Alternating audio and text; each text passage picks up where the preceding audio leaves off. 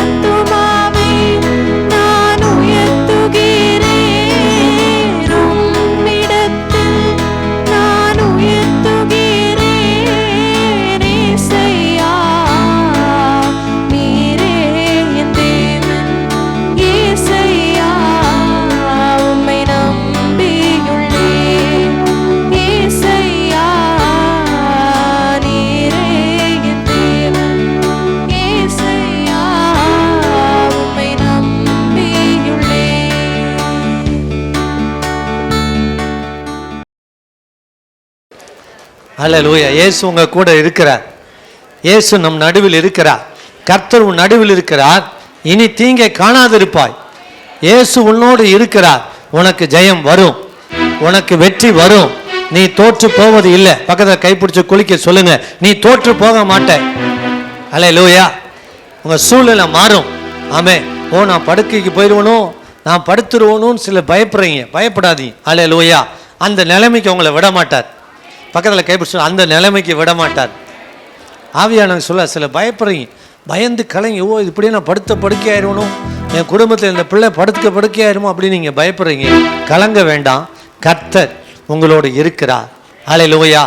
நீ எழும்பி காரியத்தை நடப்பி. கர்த்தர் உங்க கூட இருக்கிறார். அல்லேலூயா. நம்ம எல்லாருக்கும் தெரிந்த ஒரு பாடல், நீர் என்னோடு இருக்கும்போது என்னாலும் வெற்றியே. கைத்தட்டி பாடி கர்த்தருடைய நாமத்தை உற்சாகமா பாடு. எல்லாரும் பாடணும். பின்னாடி ஒரே கவி பாடிட்டு உட்காந்துக்கிறோம்.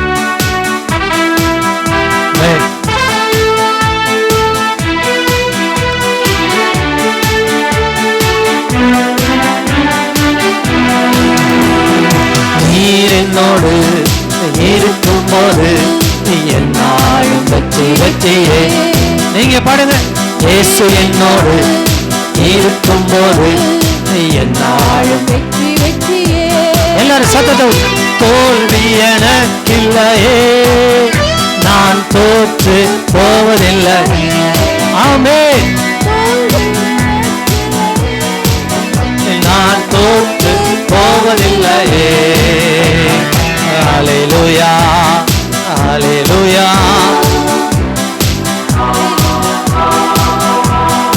அல்லேலூயா. ஆமென்.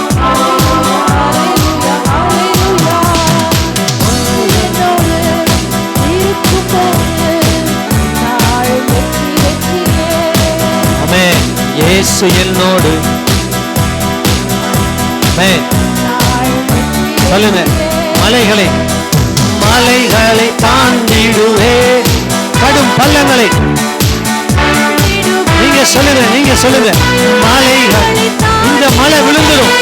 இன்னும் கொஞ்ச நாள்ல இந்த கோலியாத் விழுந்துடுவான். சொல்லுங்க. மலைகளை கடும் பள்ளங்களை. நீங்க சொல்லுங்க. மலைகளை. உங்களுக்கு மலை போன்றிருக்கிற பிரச்சனையை தாண்டி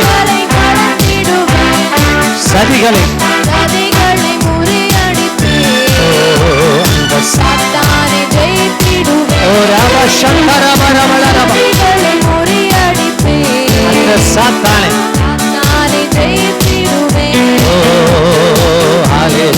வல்லமை இறங்கட்டும். அக்கினி இறங்கட்டும். அபிஷேகம் இறங்கட்டும். நோய்கள் ஒழியட்டும். வல்லமை. தடைகளை உடைக்கிற வல்லமை. கோலியாத்தை வீழ்த்துகிற வல்லமை. மலையை தாண்டுகிற வல்லமை. ஜெயிக்கிற வல்லமை. அபிஷேகம். சோர்ந்து போய் வந்திருக்கிற பிள்ளைகளை கடக்க பண்ணுகிற வல்லமை. யோர்தானை கடக்கிற வல்லமை. பங்கிடுகிற வல்லமை. பலவீனங்களை முறிக்கிற வல்லமை.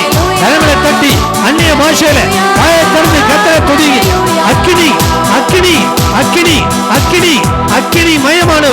அக்கினி மயமானவர் ஒவ்வொருவரை நிரப்பும், விடுதலையாக்கும். நீ வெற்றி பெறுவது நிச்சயம். இது கடந்து போகும்.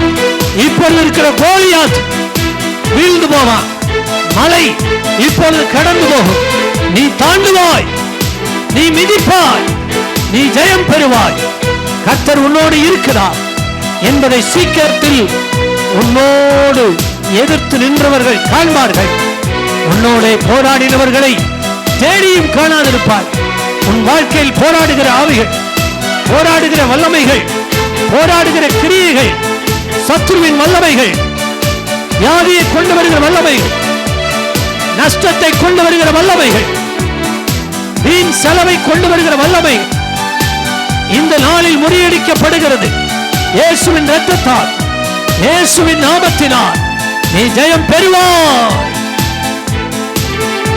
உன்னோட போராடின சத்துருவை இனி காண மாட்டாய். இன்று கண்ட எகிப்தை நீ காண மாட்டாய். கர்த்தருடைய கரம் உன்னோடு பலத்ததா இருக்கும். நீ வெற்றி பெறுவது நிச்சயம். எங்களோடு பேசும். உடைய வார்த்தை அனுப்பி எங்களோடு பேசும். எங்களை உயிர்ப்பையும் இயேசுவின் நாமத்தில் உம்முடைய வார்த்தையை அனுப்பி எங்களை உயிர்ப்பையும் ஜெபிக்கிறோம். உம்முடைய மன்னாவை அனுப்பும் தீர்க்க தரிசன வார்த்தைகளை அனுப்பி கர்த்தர் பேசுவீரா. இயேசுவின் நாமத்தில் ஜெபிக்கிறோம் நல்ல பிதா.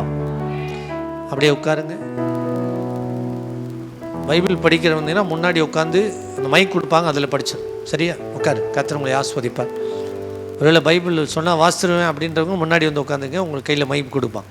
கர்த்தருடைய நாம் மையப்படுவதாக. இந்த நாளில் ஆண்டவர் எனக்கு சொன்ன வார்த்தையை உங்களுக்கு சொல்லி நான் உங்களுக்கு ஜெபிக்க விரும்புகிறேன். ஆமேன் சொல்லுங்க. ஹல்லேலூயா. ஆமேன். கர்த்தருடைய வார்த்தை நிச்சயமாக உங்கள் வாழ்க்கையில் பலிக்கும். ஆமாம். லூக்கா எழுதின சுவிசேஷம் 10ஆம் அதிகாரம் 20வது வசனத்தை எடுத்தவர்கள் படிக்கலாம். லூக்கா 10:20. லூக்கா எழுதின சுவிசேஷம் 10ஆம் அதிகாரம் 20வது வசனத்தை படிக்கிறவங்க நீங்கள் விருப்பப்பட்டீங்கன்னா முன்னாடி சொன்னேன்ல, படிக்கிறவங்க முன்னாடி மைக்கில் வந்தபோது அந்த போர்டு கூட இங்கே கூட இருக்குது, முன்னாடி ஸ்டாண்ட் இருக்குது, உட்காந்து படிக்கலாம். சத்தத்தை உயர்த்தி படிங்க. ஆகிலும் ஆவிகள் உங்களுக்கு கீழ்ப்படுகிறதுக்காக நீங்கள் சந்தோஷப்படாமல் உங்கள் நாமங்கள் பரலோகத்தில் எழுதியிருக்கிறதுக்காக சந்தோஷப்படுங்கள் என்றார். ஹல்லேலூயா. ஆமென். இன்னொரு வசனத்தை கூட அந்த லூக்கா எழுதின சுவிசேஷத்தில் நான் படிப்போம். கர்த்தருடைய நாம் மையப்படுவதாக. ஆண்டவர் உங்களுக்கு சொன்ன அந்த வார்த்தையின்படி கர்த்தர் பெரிய காரியங்களை செய்ய வல்லவராக இருக்கிறார். இந்த வார்த்தை ஒரு நாளும் வீணாய் போகாது. நிச்சயமாக உங்கள் வாழ்க்கையில் என்ன செய்யும்? அது பலிக்கும். ஆமேன் சொல்லுங்க. 10ஆம் அதிகாரம் 19வது வசனம் படி. இதோ சர்ப்பங்களையும் தேள்களையும் மிதிக்கவும் சத்துருடைய சகல வல்லமையை மேற்கொள்ளவும் உங்களுக்கு அதிகாரம் கொடுக்கிறேன், ஒன்றும் உங்களை சேதப்படுத்த மாட்டாது. ஹல்லேலூயா. ஆமென் சொல்லுங்க. பக்கத்தில் கைப்பு சொல்லுங்க. உங்களை ஒன்றும் சேதப்படுத்தாது. ஒன்று கூட உங்களை சேதப்படுத்த முடியாதுன்னு சொல்லுங்க. ஹல்லேலூயா. ஒன்று கூட உங்களை இது நம்மளை சேதப்படுத்திடுமோ அப்படின்னு நீங்கள் பயப்படுறீங்க. பயப்பட வேண்டாம். ஒன்றும் உங்களை சேதப்படுத்த. ஐயோ இந்த கட்டி என்னை சேதப்படுத்திடுமோ, பயப்படாதீங்க. ஓ இந்த மனுஷன் என்னை சேதப்படுத்திடுவானோ, பயப்படாதீங்க. இந்த பிரச்சனை என்னை சேதப்படுத்திடுமோ, இந்த பிசாசு மூலமாக வந்திருக்க இந்த போராட்டத்தை எனக்கு சேதம் உண்டாயிருமோ, பயப்பட வேண்டாம். ஹல்லேலூயா. ஒன்றும் உங்களை சேதப்படுத்த மாட்டாதுன்னு ஆண்டவர் இயேசு சொல்லிட்டு போயிருக்கிறார்.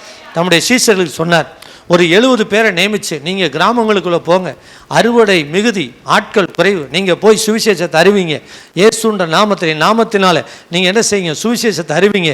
நான் பிசாசுகளை துரத்துக்கிற அதிகாரம் கொடுக்குறேன், பிணியாளிகளை சொஸ்தமாக்கக்கூடிய அதிகாரத்தை கொடுக்குறேன், மரித்தோரை எழுப்பக்கூடிய அதிகாரத்தை கொடுக்குறேன்னு சொல்லி அவர்களை அனுப்பினார். ஒரு 70 பேரை, வேறு 70 பேரை அனுப்பினார். 2 பேரை அனுப்பினார். அவங்க போயிட்டு திரும்பி வந்து சொன்னாங்க, நம்முடைய நாமத்தினால் பிசாசுகளை துரத்தினோம், வியாதியஸ்தலை சொஸ்தமாக்கணும் என்று சொன்னார்கள். அப்பொழுது ஆண்டவர்களை பார்த்து சொன்னார். ஆண்டவர் சொன்ன காரியத்தை நம்ம இங்கே படிக்கிறோம். அங்கே வேதம் ஆண்டவர் இயேசு சொன்ன ஒரு வார்த்தை 10ஆம் அதிகாரம் 19வது வசனத்தில், ஒன்றும் உங்களை என்ன செய்ய மாட்டாது. ஹல்லேலூயா. சாத்தான் மின்னலை போல விழுவதை பார்த்தேன், ஆனால் ஒன்று உங்களை என்ன செய்யாது. எழும்பலாம், ஆனால் சேதப்படுத்த முடியாது. ஆமென் சொல்லுங்க. பக்கத்தில் கைப்பிடி சொல்லுங்க. சேதப்படுத்த முடியாது. சேதப்படுத்த முடியாது. சேதப்படுத்த மாட்டாது. நீங்கள் சேதம் வராமல் உங்களை காக்கிற தேவன் உங்களோடு இருக்கிறார். ஹல்லேலூயா. சேதப்படாமல் காக்கிற ஆண்டவர் உங்களோடு வருகிறார். ஹல்லேலூயா. நீங்களும் ஆண்டவருடைய வார்த்தையினால, ஆண்டவருடைய இரத்தத்தினால கழுவப்பட்ட நீதிமான்கள், ஆண்டவருடைய வசனத்தை கேட்டு அதன்படி செய்கிறவர்களாக இருக்கிறீர்கள். நீங்கள் ஆண்டவருடைய சீஷர்களாக இருக்கிறீங்க. ஹல்லேலூயா. உங்களுக்கு ஆண்டவர் சொல்றாரு, நான் உனக்கு ஒரு அதிகாரம் கொடுத்துருக்கேன், பயப்படாதன்றார். ஆமீன் சொல்லுங்க. ஹல்லேலூயா. நான் உனக்கு என்ன செய்திருக்கேன்? அதிகாரம் கொடுத்துருக்கேன், பவர் கொடுத்துருக்கிறார். பக்கத்தில் கைப்பிடி சொல்லுங்க. உங்களுக்கு பவர் கொடுத்துருக்கிறார். என்னது? பவர் கொடுத்துருக்கிறார். ஆமீன் சொல்லுங்களேன். உங்களுக்கு பவர் கொடுத்துருக்கிறார். அதனால நீங்கள் இதெல்லாம் செஞ்சால் அந்த காரியத்தில் ஆண்டவர் வாய்க்க பண்ணுவார். என்ன யார் வந்து எதிர்த்து வந்தாலும் அது என்ன செய்யாது. அது என்ன செய்யாது. உங்களை சேதப்படுத்தாது. ஹல்லேலூயா. ஒரு முறை ஒரு நிர்வாகத்தில் அட்மினிஸ்ட்ரேட்டர் ஒருத்தர் இருந்தார். எனக்கு தெரிஞ்சு அவர் ஒரு அதிகாரம் கொடுத்துருந்தார். அவங்களுடைய பிஎஸ் அவங்க 2 பேருக்கு ஒரு பவர் கொடுத்துருந்தார். என்னென்னா, சில இடத்த வந்து நிர்வாகத்துக்கு மாற்றுறதுக்காக அவங்களுக்கு பவர் கொடுத்துருந்தார். அவங்க போய் இறங்கி இந்த இடத்தெல்லாம் இந்த நிர்வாகத்துக்கு சொந்தமானது அப்படின்னு சொல்லி அங்கே வேலி போட்டாங்க. உடனே அங்கே இருக்கிற ஆளுக்கெல்லாம் பயங்கர பிரச்சனை பண்ணி அவங்கள அடிக்க வந்து அதெல்லாம் நிறுத்திடணும் அப்படின்னு பண்ணாங்க. இப்போ கொஞ்ச நேரத்தில் அவர் ஒரு பேப்பர் எடுத்து அங்கே இருக்கிற டிஎஸ்பிக்கு கொடுத்து அனுப்பலை. அவங்க ஒரு 2 வேன் நிறையா போலீஸ் வந்து இறங்கிட்டான். அதில் என்ன எழுதிருந்துச்சு தெரியுன்னா, ஹைகோர்ட் ஜட்ஜு அவருக்கு ஒரு பவர் கொடுத்துருந்தார். இந்த நிலத்தைலாம் இந்த நிர்வாகத்துக்கு சொந்தமானதாக சேர்க்கறதுக்கு உங்களுக்கு அதிகாரம் கொடுக்குறேன். அந்த ஏரியாவில் இருக்கிற எந்த அதிகாரியாக இருந்தாலும் அவங்களுக்கு கட்டுப்பட்டு செயல்படணும். அதனால் அந்த ஏரியாவில் இருக்கிற ஆட்கள் எல்லோரும் பயந்து நடுங்கி ஓடிட்டான். சீல் பண்ணி பக்காவாக எல்லாத்தையும் முடிச்சுட்டு கிளம்பிட்டாங்க. அந்த பேப்பரில் என்ன எழுதிருந்துச்சு, இவங்களுக்கு இதுக்கு மேலே அதிகாரம் கொடுத்துருக்கு, பவர் கொடுக்கப்பட்டிருக்கு. அவங்க என்ன செஞ்சாலும் அதை நீங்கள் என்ன செய்யணும், ஏற்றுக்கொள்ள வேண்டும். அந்த நிர்வாகத்துக்கு உட்பட்ட எல்லையில் எழுதப்பட்டிருந்துச்சு. அப்படி ஆண்டவர் எழுதி நம்ம கையில் கொடுத்துட்டு போயிருக்கிறார். ஆமேன்னு சொல்லுங்கள். உங்கள் கையில் பவர் கொடுத்துருக்கிறாரு. அந்த பவரை யூஸ் பண்ணி ஒரு ஆளுக்கு மேலே கையை வச்சிங்கன்னா அவன் சொஸ்தமாயிடுவான். அல்லேலூயா. பவரை யூஸ் பண்ணணும். ஆமே. சில ஆட்களுக்கு பவரை யூஸ் பண்ண தெரியாது. பவரை யூஸ் பண்ணாமல் பூட்டி வச்சுக்கிடுவாங்க. பவரை யூஸ் பண்ண தெரியாமல் வச்சுருந்து என்ன பிரயோஜனம்? பவரை நீங்கள் எடுத்து பேசினான். அவன் இவங்ககிட்ட பேசிகிட்டு இருக்கல, அவன் வந்து சண்டை போட்டுட்டு இருக்கான். இந்த இடத்துல வேலி வைக்க முடியாதா இப்படின்னு சண்டை போட்டு என்னென்னமோ பிரச்சனை பண்ணி பார்த்தாங்க. அவன் ஒன்றுமே செய்யலை. இந்த பேப்பரை கொடுத்து அனுப்புனான், பவரை பயன்படுத்த கொடுத்து அனுப்புனான். பாருங்கள், எல்லா வழியும் முடிஞ்சிருச்சு. ஆமேன்னு சொல்லுங்கள். நீங்கள் இந்த பவரை யூஸ் பண்ணால் அவன் பயந்துருவான். சொல்லுங்கள். பவரை யூஸ் பண்ணால் உங்கள் எதிராளி பயந்துருவான். அல்லேலூயா. ஒன்று உங்களை சேதப்படுத்தா, தைரியமாக இருங்க. பக்கத்தில் கைப்பிடிச்சுங்களேன். ஒன்று உங்களை சேதப்படுத்தாது. அல்லேலூயா. ஒன்றும் உங்களை சேதப்படுத்தாது. உங்களை காப்பாற்றுகிற ஆண்டவர் உங்களோடு இருக்கிறார். ஆமென். பக்கத்தில் உங்களை காப்பாற்றுகிற ஆண்டவர் உங்கள் கூட இருக்கிறான்னு சொல்லு. அல்லேலூயா. ஆமென் சொல்லுங்கள். சர்ப்பம், அதாவது ஆண்டவர் சொல்கிறாரு, இந்த சீசர்களை பார்த்து சொன்னது தான் உங்களுக்கு நான் சொல்கிறேன். சர்ப்பங்களை தேள்களை மிதிக்கவும் சத்துருனுடைய சகல வல்லமை என்ன செய்யுது, மேற்கொள்ளவும். பாருங்கள், உங்களுக்கு என்ன செய்கிறேன், அதிகாரம். ஒன்றும் உங்களை சேதப்படுத்தாது. ஏன்னா இப்போ நீங்கள் ஒரு பாம்பை மிதிக்கிறீங்கன்னா, அதாவது லிட்ரலாக கிடையாது, இதனுடைய அர்த்தம் வேலை. லிட்ரலாக நீங்கள் சரீர பிரகாரமும் ஒரு பாம்பை மிதிக்கும் போது அது என்ன செய்ய ஆரம்பிக்கும், அது தன்னை சேஃப்டி பண்ணுறதுக்கு உங்களை என்ன செய்யும், அட்டாக் பண்ணும். அப்படி அட்டாக் பண்ணாலும் அது உங்களை என்ன செய்ய முடியாது. அல்லேலூயா. அதை அட்டாக் பண்ணுறதுக்கு முன்னாடி அவர் நமக்கு முன்னாடி இருக்கிறார். அல்லேலூயா. அவர் அட்டாக் பண்ணிட்டு தான் உங்களை தொட முடியும். அல்லேலூயா. அவர் பார்த்துட்டு சும்மா இருக்க மாட்டார். அவர் சொல்கிறார், எதுவும் உங்களை சேதப்படுத்தார், நீ தைரியமாக காலை வை, அதை மிதித்து ஒன்றும் இல்லாமல் பண்ணிடுவேன். இப்போ இருக்கிற பிரச்சனை ஒன்றும் இல்லாமல் போயிடும். அதாவது இதுக்கு அர்த்தம் என்னென்னா, சத்துரு, அதாவது சர்ப்பங்களையும் தேள்களையும் மிதிக்கவும், அப்படி தானே சொல்லப்பட்டிருக்கு. சர்ப்பங்களையும், சர்ப்பம்னா பிசாசு. இன்னொரு காரியம், சர்ப்பன்றது தந்திரமானது, சர்ப்பன்றது ஏமாற்றுவது, சர்ப்பன்றது மறைமுகமாக செயல்படக்கூடியது, சர்ப்பன்றது உங்களுக்கு பலவீனத்தை கொண்டு வரக்கூடியது. இதெல்லாம் சர்ப்பன்றது திருட திருட திருட திருட உங்களிடத்தில் இருக்கிற சுகத்தை திருடுறவன், உங்களிடத்தில் இருக்கிற ஆசீர்வாதங்களை திருடுவேன். இதெல்லாம் அதில் அடங்கியிருக்கு. எதில்? சர்ப்பத்தை. இதெல்லாம் மிதிக்கிறதுக்கு, இந்த தந்திரங்களை எல்லாம் மேற்கொள்றதுக்கு, இதெல்லாம் ஜெயிப்பதற்கு சில மனிதர்கள் தந்திரமாக உங்களை காலி பண்ணுறதுக்கு முயற்சி பண்ணுவான். ஸ்ட்ரைட்டாக வரமாட்டான், வேற ஆள் மூலமாக சுற்றி வருவான். பக்கத்து வீட்டுக்காரன் வருவான், எதிர் வீட்டுக்காரன் வருவான், திடீர்னு சென்னையிலேருந்து ஒரு ஆள் முளைச்சி வருவான், எப்படின்னே தெரியாது. ஆனால் பேக்ரவுண்டில் சில ஆட்கள் இருப்பான். அதை உள்ளே போய் பார்த்தீங்கன்னா அது நமக்கு தேவை, அந்த வேலை கிடையாது. நான் சொல்கிறேன், இப்படி பின்னணியில் மறைமுகமாக உங்களுக்கு தந்திரமாக சில காரியங்களை செய்வான். அதெல்லாம் தந்திரக்காரன். அப்படி தான் ஆதாம் ஏவாளை வஞ்சித்து தந்திரமாக அவர்கள் என்ன செய்யிட்டான், ஆண்டவருடைய வார்த்தைக்கு கீழ்ப்படிய விடாமல் பண்ணிட்டான். இப்படி தந்திரமாக சில காரியங்களை செய்கிற மனிதர்கள், சத்துருடைய தந்திரங்களை, சத்துருடைய சகல தந்திரங்களை தேவன் நமக்கு வெளிப்படுத்தி அதை மேற்கொள்வதற்கு அவர் உங்களுக்கு உதவி செய்வார். அது உங்களை ஒன்று என்ன செய்ய முடியாது. அல்லேலூயா. மனுஷனுடைய தந்திரங்களை தேவன் நமக்கு சொல்லி கொடுத்து சில தந்திரமாக உங்களை பிடிக்கிறதுக்கு பார்ப்பான். தந்திரமாக உங்களை ட்ராப் பண்ணி எப்படி ஆயில் சிக்க வைக்க பார்ப்பான் சில மனிதர்கள். மதுரையில் இப்போ கூட ஒரு அமௌண்ட்டை போட்டிங்கன்னா 5 வருஷத்தில் இல்லை 3 வருஷத்தில் டபுள் ஆயிரும்னு சொல்லி ஒரு பிரச்சனை. அது என்னது அது?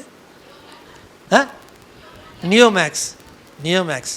அதில் நிறைய ஜட்ஜஸ் கூட சிக்கியிருக்கிறாங்க. தெரியுமா உங்களுக்கு? நிறைய ஜட்ஜஸ் சிக்கிறாங்க. நியூமேக்ஸில் பேப்பரில் செய்தி வந்துச்சு. நிறைய பேர் என்ன செய்யிருக்கிறாங்க? டாக்டர்ஸ் அதில் சிக்கியிருக்கிறாங்க. அறிவாளிகள், பணம் பெருத்தவர்கள், பண முதலைகள், தொழிலதிபர்கள் அதில் என்ன செய்யிருக்கிறாங்க? பேப்பரில் வந்துச்சு. பார்த்தீங்களா? அந்த பணத்தை எப்படி வாங்க போகிறோன்னு தெரியல. ஓசன்னா அவங்களுடைய தலைமை ஆசிரியர் அவர் 60 லட்ச ரூபா போட்டிருந்தார். கோடிக்கணக்கில் பணம் போட்டிருந்தாங்க மக்கள். நியூமேக்ஸ் அவன் எங்களை பார்த்து, சார் நீங்கள் ஒரு 10 லட்ச ரூபா போடுங்கன்னு இங்கே ப்ரேயர் நடக்கும்போது நானும் பெரிய பணக்காரன் மாதிரி அவன் இங்கே நின்றுட்டு இருப்பாங்க. அவங்களுக்கெல்லாம் தெரிஞ்சான்னு தெரியல. ஆனால் என்னை பார்த்து, நீங்கள் சொன்னால் இத்தனை பேர் போடுவாங்க சார், சொல்லுங்கள். சொன்னால் இங்கே வர்ற ஆள் அவனுக்கு கிடைக்கிற வரைக்கும் லாபம் தானே. நான் நியூமேக்ஸ் ஆதரவு பண்ணுங்க அப்படின்னு சொன்னால் ஒரு 10 பேர், சரி பிரதரே சொல்லிட்டாரு, அப்போ நம்ம என்ன செய்வோம், போட்டால் நமக்கு லாபம் தான் அப்படின்னு சில ஆட்கள் இருப்பான். பிரதர் செஞ்சிட்டாரே பரவாயில்லையே, பிரதர் இந்த விசேஷ வீட்டுக்கு வந்திருக்கார், நம்ம சரிதான் அப்படின்னு சில ஆட்கள் நினைக்கிற கூட்டமும் இருக்குது. ஆமாம், அப்படி சில மனிதர்கள் பிடிக்கிறதுக்காக அலைஞ்சிட்டு இருந்தான். கடைசியில் என்னாச்சு பார்த்தீங்களா? தந்திரமாக இப்படி உங்களை ஏமாத்துகிற கூட்டம் இந்த உலகத்தில் இருக்க தான் செய்யுது. அதெல்லாம் மேற்கொள்கிறதுக்கு ஆண்டவர் உங்களுக்கு அதிகாரம் கொடுத்துருக்கிறார். இந்த உலகத்தில் அதெல்லாம் இந்த உலகத்தில் எதுவும் உங்களை சேதப்படுத்த முடியாதுன்னு சொல்கிறார். ஆமீன் சொல்லுங்கள். எவ்வளோ பெரிய மனுஷன் வரட்டும், எவ்வளோ பெரிய சூழ்நிலை வரட்டும், எந்த சூழ்நிலை வரட்டும், எந்த விதமான நெருக்கடியும் உங்களை சேதப்படுத்த முடியாது. மனிதர்கள் சேதப்படுத்த முடியாது. சத்துரு கொண்டு வருகிற தந்திரங்கள், மனுஷனுடைய தந்திரங்கள், கண்ணிகள் உங்களை சேதப்படுத்த முடியாது. நீங்கள் ஜெயிப்பீர்கள். பக்கத்தில் கைப்பிடி சொல்லுங்க, நீங்க ஜெயிப்பீங்க. ஏன்னா தேவனால் பிறப்பதெல்லாம் உலகத்தை எல்லாம் சந்தோஷமா ஆமா ஆமேன்னு சொல்லுங்க. கரங்களை தட்டி ஆண்டவருக்கு நன்றி சொல்லுங்க. ஹல்லேலூயா. ஆமே. ஆமா, சிலருக்கு எதுக்குடா அந்த வெற்றி ஏன் அப்படின்ற மாதிரி இருக்கீங்க. ஹல்லேலூயா. ஆமே, நீங்கள் ஜெயிப்பீங்க. பக்கத்தில் கைப்பிடி சொல்லு, நீங்கள் ஜெயிப்பீங்க. ஏன்னா தேவனால் பிறப்பதெல்லாம் உலகத்தை ஜெயிக்கும். நீங்கள் தேவனால் பிறந்த ஆண்டவர் உங்களுக்கு யோசனை சொல்லுவார், ஆலோசனை சொல்லி தருவார், ஞானத்தை கொடுப்பார். தந்திரமா பிசாசு கொண்டு வருகிற எல்லாவற்றையும் அறிந்து நாம் மேற்கொள்வதற்கு தேவன் நமக்கு உதவி செய்வார். ஹல்லேலூயா. ஆமென் சொல்லுங்க. தந்திரமா சில காரியங்களை செய்வாங்க சில மனிதர்கள் நம்மளை சிக்க வைப்பதற்கு. ஆண்டவர் அழகாக அவங்கள ட்ராப் பண்ணி கொண்டு வருவார், தப்பு வைக்க பண்ணுவார். பக்கத்தில் கைப்பிடி சொல்லுங்க, உங்களை தப்பு வைக்கிற ஆண்டவர் உங்க கூட வர்றார். ஹல்லேலூயா. ஆமென். ஆமாம், ஏன்னா நம்மை போல பாடுகளை ஏற்றுக்கொண்டு இந்த மனுஷன் அந்த உலகத்தில் நம்மை போல எல்லா பாடுகளையும் சோதனையும் அவர் என்ன செய்திருக்கிறார், சகித்திருக்கிறார். அவரை நினைச்சுக்குங்க, அவர் உங்களுக்கு உதவி செய்ய வல்லவர் வேதம் சொல்லுகிறது. ஹல்லேலூயா. ஆமென். பக்கத்தில் கேட்டு, உதவி செய்ய வல்லவர் உங்களுக்கு உதவி செய்வார். தந்திரங்களை மேற்கொள்ள உதவி செய்வார், சர்ப்பங்களை மேற்கொள்ள உதவி செய்வார். ஹல்லேலூயா. உங்களுக்கு எதிராய் வருகிற அனைத்தையும் நீங்க மேற்கொள்ளும்படி கர்த்தர் உங்களுக்கு உதவி செய்ய வல்லவர். கரங்களை தட்டி ராஜாவுக்கு ஒரு மகிமை செலுத்துவோம். ஒன்றும் உங்களை சேதப்படுத்த முடியாது, சேதப்படுத்த மாட்டாது.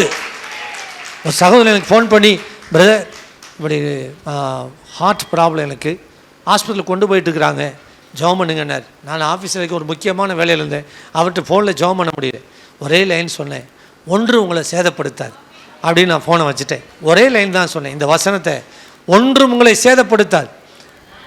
அவர் 3 நாள் கழித்து ஃபோன் பண்ணார், நான் பயந்த மாதிரி எதுவுமே என்னை சேதப்படுத்தலை, நான் வீட்டுக்கு வந்துட்டேன், ஆண்டவர் அற்புதமான சுகம் கொடுத்தார். ஹல்லேலூயா. அவங்களுக்கு சொல்லி அனுப்புகிறேன், ஒன்று உங்களை சேதப்படுத்தாது. பக்கத்தில் கைப்பிடி சொல்ல, ஒன்றும் கூட உங்களை சேதப்படுத்த முடியாது. ஹல்லேலூயா. ஆமென்.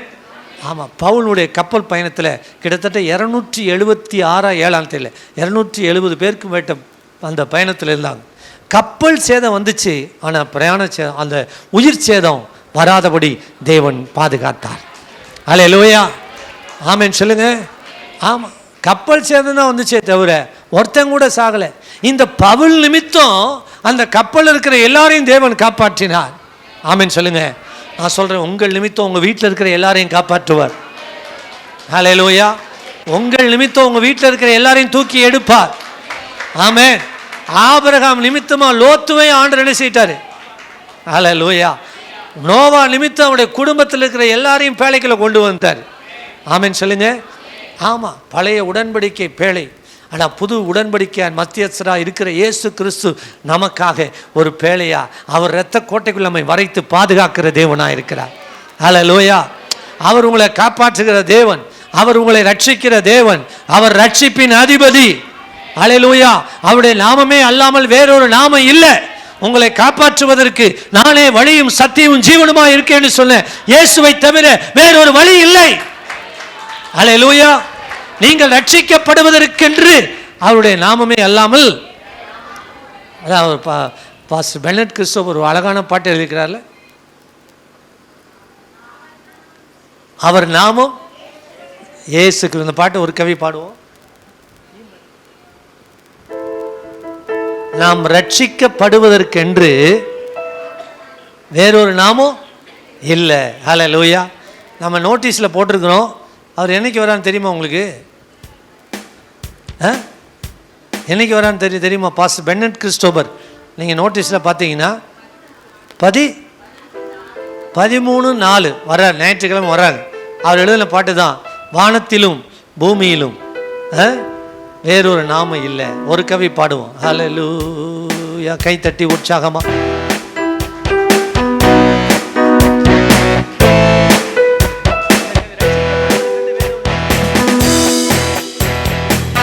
வானத்திலும் இந்த பூமியிலும் வல்லமையான ஒரு நாமம் நமக்கு கொடுக்கப்பட்டிருக்கிறது, இந்த இயேசுன்ற நாமம். கை தட்டி பாடுவோமா?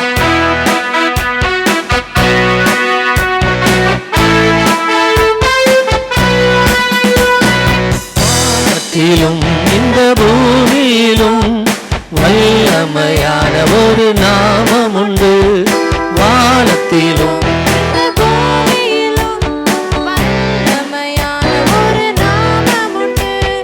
மனுஷருக்குள்ளே வல்லமையா வேறொரு நாமம் இல்லை. நீங்க சொல்லுங்க. மனுஷருக்குள்ளே வல்லமையான வேறொரு நாமம் இல்லை. ஆமென். அவர் நாமம் இயேசு கிறிஸ்து. அவர் நாமம் இயேசு கிறிஸ்து. அவர் நாமம் இயேசு கிறிஸ்து. ஆமென். அவர் நாமம், அவர் நாமம் இயேசு. ஹல்லேலூயா. அவர் நாமத்தில் மன்னிப்பு உண்டு, ரட்சிப்பு உண்டு. நீங்க பாடுங்க. அவர் நாமத்தில் மன்னிப்பு உண்டு, அவர் நாமத்தில் ரட்சிப்பு உண்டு. நாம் ரட்சிக்கப்படுவதற்கென்று வேறே நாமம் நமக்கில்லையே.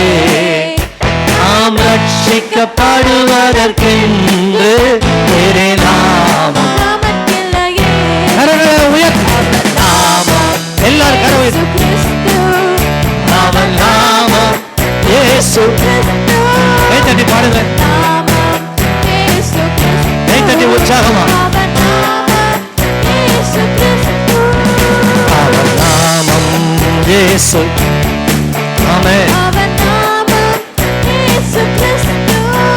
அவர் நாமம் இயேசு கிறிஸ்து. ஓ ராமா ஷாதாராமா இயேசு கிறிஸ்து. ஹல்லேலூயா. பவுலை பிடிச்சி சிறையில் அடைக்கிறதுக்கு சேனாபதி தூக்கிட்டு போகிறான். அப்போ பவுல் அங்கே அவரோடு பேசும்படி எனக்கு உத்தரவு வேணும்னு கேட்டு அவங்களோட பேசுகிறாரு. அவரை கொண்டு போய் சிறையில் அடைக்கிறாங்க. அவரோட விசாரிக்கிறதுக்காக அதிகாரிகள் உட்கார்ந்துருக்கிறான். அப்போது பவுல் பார்த்தார், என்னடா இவங்களை எப்படி இந்த சூழ்நிலையில் நம்ம. ஆனால் ஆண்டவர் பாருங்கள், அவருக்கு அற்புதமாக உதவி செய்கிறார். பாருங்கள், அந்த நடுவில் அங்கே பரிசேயர் சதுசேயர் 2 கூட்டம் இருந்துச்சான். பரிசேயரும் ஆமாம். பரிசேயனுடைய காரியம்லாம் என்ன, சதுசேயனுடைய காரியம் என்னன்னு தெரியுமா உங்களுக்கு? உயிர்த்தெழுதல் இல்லைன்னு சொல்கிறது தான் யார்? பரிசேயனுடைய கூட்டம் என்ன சொல்லுது? உயிர்த்தெழுதல் இருக்கு இல்லை, இந்த ரெண்டு வித்தியாசம் தான் இந்த கூட்டத்துக்குள்ள ஒரு பெரிய பிரச்சனையை உண்டு பண்ணிட்டு இருக்கு. இப்போ இவர் என்ன சொல்லிட்டாருன்னா, உயிர்த்தெழுதல் இல்லை என்று சாதிக்கிற சதுசேயர் அங்கே இருக்கிறார்கள். பரிசேயர் என்ன சொல்றாங்கன்னா உயிர்த்தெழுதல் உண்டுன்னு சொல்ற ஒரு கூட்டம் இருக்கு. இவர்கள் நடுவில் எழுந்து நான் உயிர்த்தெழுதலை குறித்து பேசுகிறேன்னு சொன்ன உடனே அங்கே இருக்கிற எல்லாருக்கும் என்ன வந்துருச்சு, இவங்களுக்குள்ளே குழப்பம் உண்டாகி அவங்களே பெரிய பிரச்சனையை கிளப்பிட்டாங்க. பவுலை உள்ளே கூட்டிகிட்டு போயிட்டாங்க. ஹல்லேலூயா, ஆமென். பாருங்கள் எவ்வளவு அழகாக பவுலை காப்பாற்றினார். கப்பல் பயணத்தில் ஆண்டவர் பவுலோடு கூட இருந்து அவர் நிமித்தம் அவருடைய பயணத்திலிருந்து அனைத்தையும் தேவன் காப்பாற்றினார். நான் சொல்கிறேன், ஒன்று உங்களை சேதப்படுத்த. ஆமென் சொல்லுங்க. ஹல்லேலூயா, ஆமென். மெலித்தா தீவுக்கு வந்த பொழுது அங்கே ஒரு விறகு வச்சு தீயை போட்டு அதில் அந்த குளிர்காயம் அமர்ந்திருந்தார். அப்போது பவுல் விறகை எடுக்கும் பொழுது ஒரு விஷப்பூச்சி என்ன செய்தான், பாம்பு அந்த பவுலுடைய கையை கவ்விக்கொண்டது. ஆனால் நடந்தது என்ன, இப்போ எல்லாரும் பார்க்குறாங்க. இன்னும் கொஞ்ச நேரத்தில் என்ன செய்திருவார், இன்னும் கொஞ்ச நேரத்தில் பவுல் என்ன செய்வார், அவ்வளோதான் முடிஞ்சு. இவ்வளோ பிரயாணத்தை தப்பி வந்து இப்போ பாரு, இவன் பெரிய சாபமுள்ள மனுஷனாக இருப்பான் போல, இவனை இந்த விஷப்பூச்சி கடிச்சிருச்சு, இன்னும் கொஞ்ச நேரத்தில் என்ன செய்ய போகிறான். இப்படி நிறைய பேர் உங்களை பார்த்துக்கிட்டு இருக்கான். உன் வாழ்க்கை முடிய போது, உன் பிரச்சனை முடிஞ்சிருச்சு, அவ்வளோதான், நீ காலி அப்படின்னு நினச்சிக்கிட்டு இருக்கான். ஹல்லேலூயா, ஆமென் சொல்லுங்க. ஆமாம், பாருங்கள், பவுல் அந்த பூச்சியை உதறி போட்டு ஒரு தீங்கு அடையாதிருந்தான் வேதம் சொல்லுது. ஆமென் சொல்லுங்க. இப்போ இருக்கிற பிரச்சனை நீங்கள் உதறி போட்டுட்டு எழும்புகிற வல்லமையை பெற்று நீங்கள் நிச்சயமாக ஜெயித்து அந்த பிரச்சனை ஒன்றுமே இல்லாமல் போகும்படி தேவன் கிரியை செய்வார். ஹல்லேலூயா, ஆமென் சொல்லுங்க. கைப்பிடி சொல்லுங்க, ஒரு தீங்கு உங்களுக்கு வராது. ஹல்லேலூயா, ஆமென் சொல்லுங்களேன். ஒன்று உங்களை என்ன செய்யாது. ஆமாம், ஐயோ இந்த இந்த இந்த பிரச்சனை வந்துச்சே, இந்த வியாதி வந்துச்சே அப்படின்னு கவலைப்படாதீங்க. இயேசுன்ற நாமத்திற்குள்ளே நீங்கள் சுகமாக இருப்பீர்கள். கர்த்தரின் நாமம் பலத்த துருகம், நீதிமான் அதற்குள் ஓடி. பக்கத்தில் கைப்பிடி, நீங்கள் சுகமாக இருப்பீர்கள். ஹல்லேலூயா. வேதத்திலேருந்து ஒரு சில காரியங்களை சொல்லி நான் உங்களுக்காக ஜெபிக்க விரும்புகிறேன். ராகாப் என்ற வேசியை குறித்து சில காரியங்களை சொல்லி அவள் சேதப்படாமல் காப்பாற்றப்பட்டாள். படிங்க, எபிரேயன் புத்தகம் 11ஆம் அதிகாரம் 31ஆம் வசனத்தை படிக்கலாம். விசுவாசத்தினாலே ராகாப் என்னும் வேசி வேவுகாரரை சமாதானத்தோடு ஏற்றுக்கொண்டு, வேவுகாரரை சமாதானத்தோடு ஏற்றுக்கொண்டு கீழ்ப்படியாதவர்களோட கூட சேதமாகாதிருந்தாள். ஹல்லேலூயா, ஆமென் சொல்லுங்க. ராகாப் வேசியை பற்றி உங்களுக்கு எல்லாருக்கும் தெரிஞ்சிருக்கும். அவங்க எங்கே குடியிருந்தாங்க தெரியுமா? எரிகோ மதில் மேலே அவங்க குடியிருந்தாங்க. எரிகோவை ஒட்டி குடியிருந்தாங்க. பாருங்க, இந்த எரிகோ மதிலில் குடியிருந்த ராகாப் என்னும் வேசி காப்பாற்றப்பட்டார். ஆனால் இந்த எரிகோவில் குடியிருந்த இந்த வேசியை அறிந்திருந்த, இந்த வேசியை சரீரப்பிரகாரம் அறிந்திருந்த இந்த வேசி வீட்டுக்கு சென்று வந்த அனைத்து நபரும் அழிக்கப்பட்டார்கள். ஹல்லேலூயா.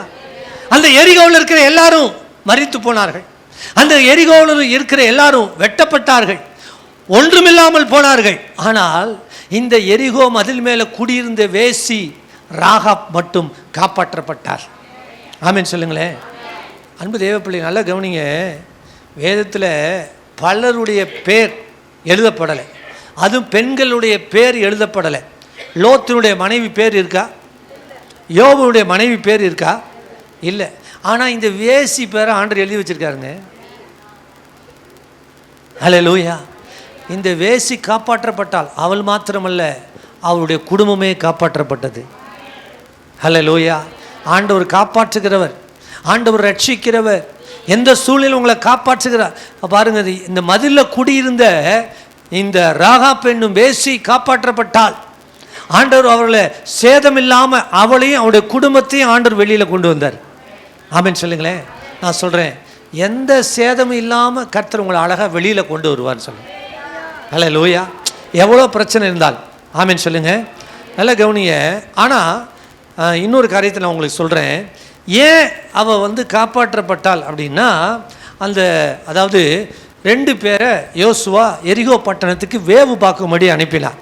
அப்படி அனுப்பும்போது அந்த ஊரில் இருக்கிற ஜனங்களை போய் விசாரித்து வரும்போது ராத்தங்கி இருட்டு நேரம் ஆயிடுச்சு. அதனால் எரிகோவில் போய் அங்கே விசாரிக்கிறதுக்கு முன்னாடி இந்த வேசி வீட்டுக்கு போகிறாங்க. அங்கே அவர்கள் தங்கியிருக்கிறாங்க. இந்த தங்கிய இந்த நேரத்தில் அந்த எரிகோவுடைய ராஜா என்ன செய்கிறான்னா, ஆள் அனுப்பி, வேசி வீட்டுக்கு ஆள் அனுப்பி, வேவுகாரர் 2 பேர் வந்திருக்க நான் கேள்விப்படுறேன், அவளை வெளியில் கொண்டு வா அப்படின்னு சொல்கிறதுக்கு ஆள் அனுப்பினான். அவங்க வந்து கேட்டப்போ அவங்க இந்த ராகாப் என்ன சொன்னாங்கன்னா, வந்தது உண்மைதான், ஆனால் அவங்க எங்கே போனாங்கன்னு தெரியாது. வந்தது உண்மை, எங்கே போனாங்கன்னு தெரியாது, அவங்க எவ்விடத்து மனிதர் என்று தெரியாது, இப்படி தான் போயிருப்பாங்க, நீங்கள் போனீங்கன்னா கண்டுபிடிக்கலான்னு சொல்லி அவர்களை 2 பேரையும் அவங்க மேலே ஒளித்து வைத்திருந்தாள். அவங்க போன பிறகு கீழே இறங்கி வந்து சொன்னால், நீங்கள் சீக்கிரமாக வாங்க, அவங்க இப்போ தான் தேடி போகிறாங்க, அவங்க வர்றதுக்குள்ளே நீங்கள் என்ன செய்யலாம், கடந்து போயிடலாம். ஆனால் ஒரு காரியம் செய்யணும். அதாவது நாங்கள் உங்களை குறித்து, இஸ்ரேல் ஜனங்களை குறித்து நாங்கள் என்ன செய்யப்பட்டோம், கேள்விப்பட்டோம். புறப்படும் பொழுது ஆண்டவர் செங்கடலை பிளந்ததை நாங்கள் கேள்விப்பட்டோம். அது மாத்திரமல்ல, எமோரியின் ராஜாவாகிய சீகோனுக்கும் ஓகுக்கும் செய்ததை நாங்கள் கேள்விப்பட்டோம். அதனால் ஜனங்களுடைய இருதயம் கரைந்து போயிடுச்சு. ஆண்டவரை அன்றி, கர்த்தரே தேவன் அன்றி வேறொரு தேவன் இல்லை, அவரை போல ரட்சிக்கிற தேவன் இல்லை, அதனால் என்னையும் என் குடும்பத்திற்கும் நீங்கள் தயவு செய்ய வேண்டும் என்று ஒரு ஆணையை கேட்டார். அவங்க சொன்னாங்க, சரிம்மா, நீ எங்களை காப்பாற்றினபடினால இந்த காரியத்தில் நான் உங்களுக்கு உதவி செய்வோன்னு சொல்லி ஒரு ஆணையிட்டு அவர்களை ஜன்னல் வழியாக கயிற்றை கட்டி கீழே இறக்கி விட்டா. அப்போ அவங்க 2 பேர் சொன்னாங்க, நீ கட்டின இந்த கயிறு, இந்த சிவப்பு நூல் கயிறு இந்த ஜன்னலில் கட்டியிருந்தா நீயும் உன் குடும்பமும் என்ன செய்யப்படுவீர்கள். ஒரு உடன்படிக்கை செய்து கொண்டு அவர்கள் புறப்பட்டு போனார்கள். எரிகோவை 6 நாள் சுற்றினார்கள். 7ஆம் நாள் 7 முறை சுற்றி வந்து எரிகோவுக்கு நேராக அவர்கள் துதித்து ஆர்ப்பரித்தார்கள். எரிகோ விழுந்தது. யோசுவா அவர்களை பார்த்து சொன்னார், நீங்கள் போய் எல்லாரும் என்ன செய்யுங்க, பட்டையை கருக்கினால் வெட்டுங்கள் என்று சொன்னார். அப்பொழுது எல்லாத்தையும் வெட்டி எல்லாத்தையும் கொன்று போட்டார்கள். ஆனால் யோசுவா சொன்னார், அந்த வேவுகாரை ஒழித்து வைத்த அந்த வேசியுடைய வீட்டுக்கு போய் அவளையும் அவள் குடும்பத்தாரையும் சேதமில்லாமல் கொண்டு வந்து இஸ்ரவேலின் பாளையத்திற்குள் வைக்க வேண்டும் என்று அவர் சொல்லி அனுப்பினார். அதே போல சிவப்பு நூல் கயிறு தொங்க விடப்பட்டிருந்த அந்த வீட்டிற்கு அவர்கள் சென்று அந்த வேசியும் அவளோடு கூட அவருடைய குமார், அவருடைய பிள்ளைகள், அவருடைய பெற்றோர் எல்லாவற்றையும் அழைத்து கொண்டு வந்து இஸ்ரவேலின் பாளையத்தின் நடுவே கொண்டு வந்து அவர்களை காப்பாற்றினார்கள். ஆமென் சொல்லுங்களேன். ஹல்லேலூயா. ஆமென். ஆனால் இதை எதை கேள்விப்பட்டானா, வரும்போது இந்த வேசியே இவர்களுக்கு உதவி செய்தான்னா, இஸ்ரவேல் ஜனங்கள் வரும்பொழுது செங்கடல் ஆண்டவரை பிளந்தார். ஓகு இந்த சீகோன் என்ற மனிதனுக்கு அவர்கள் அந்த மனித ராஜாக்களுக்கு எதிராக நின்று யுத்தம் பண்ணி ஜெயித்தார்கள். இந்த ஆண்டவரை போல ஒரு தேவன் இல்லை என்பதை அவள் அறிந்து ஆண்டவருடைய பிள்ளைகளுக்கு அவர் உதவி செய்ததனால சமாதானத்தோடு இஸ்ரவேல் ஜனங்களுக்குள்ளிருந்து வேவுகாரரை அவள் ஏற்றுக்கொண்டபடியினாலே அவர்கள் சேதமின்றி காப்பாற்றப்பட்டார்.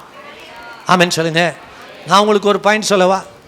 ஏங்க, இஸ்ரவேல் மக்களுக்கு உதவி செய்து அந்த 2 பேரை ஒளிச்சு வச்சிருந்ததுக்காக அவளையும் அவள் குடும்பத்தையும் தேவன் காப்பாற்ற வேண்டார். உங்களுக்காக இயேசு மரித்திருக்கிறார், உங்களுக்காக மரணத்தை ருசி பார்த்திருக்கிறார், உங்களுக்காக ஆபேலின் இரத்தத்தை பார்க்கிலும் நன்மையானவைகளை பேசுகிற இரத்தமாகிய இயேசு கிறிஸ்துவின் இரத்தம் உங்களுக்காக சிந்தப்பட்டிருக்கிறது.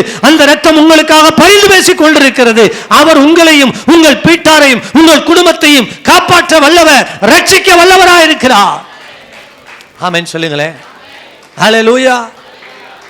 உதவி செய்தவளுக்கு இவ்வளோ ஒரு மேன்மை. அது மட்டும் இல்லை, இன்னொரு உங்களுக்கு காரியம் சொல்லவா?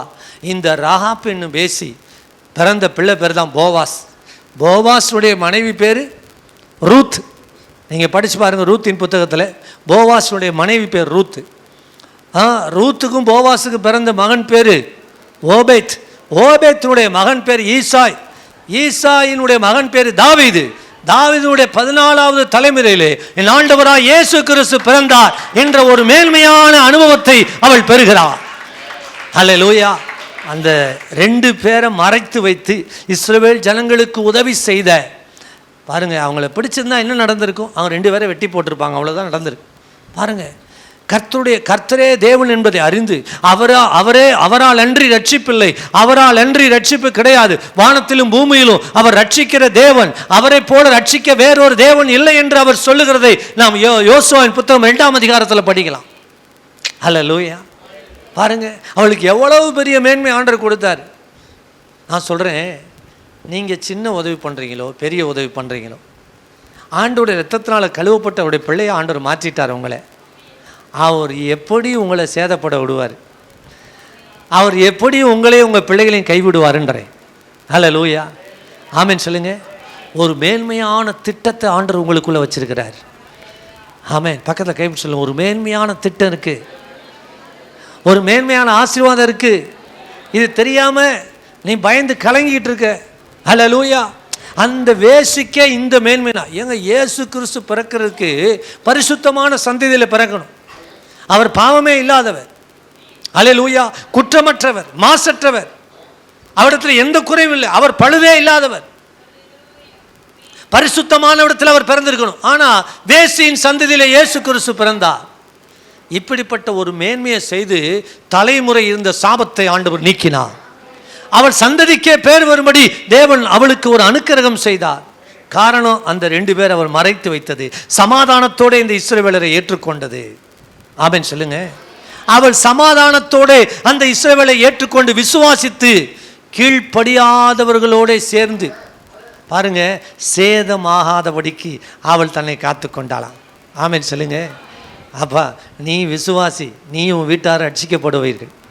பக்கத்தில் கேட்பு, நீ விசுவாசிப்பா, நீயும் உன் வீட்டார் என்ன செய்யப்படுவீங்க. ஹல்லேலூயா, ஆமென் சொல்லுங்க.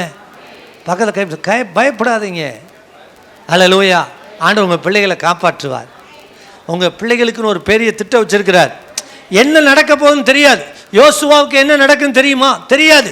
யோசுவாட்ட சொன்னார், இந்த வேசியும் அவருடைய பிள்ளைகளையும் குடும்பத்தையும் என்ன செய்ய, பாளையத்தில் கொண்டு வந்து சேர்த்துக்கொள். அவ்வளோதான்.